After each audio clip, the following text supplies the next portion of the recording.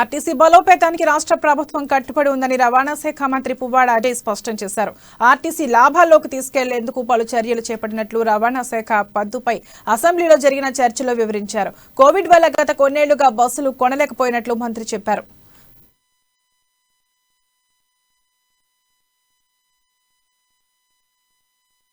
ఇందులో ఆల్రెడీ 251 బస్సులు ఆల్రెడీ వచ్చేసినాయి అధ్యక్ష.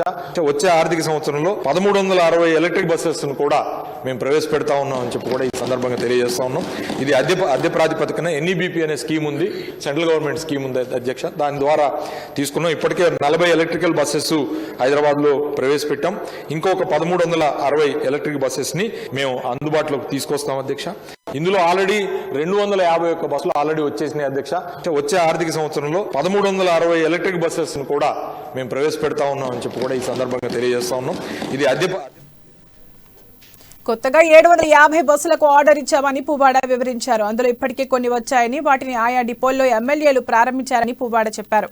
పర్యావరణాన్ని దృష్టిలో పెట్టుకుని కొత్తగా ఎలక్ట్రిక్ బస్సులను అందుబాటులోకి తేవాలని నిర్ణయించినట్లు పువ్వాడ అజయ్ తెలిపారు. బస్సులు ఆల్రెడీ వచ్చేసినాయి అధ్యక్ష.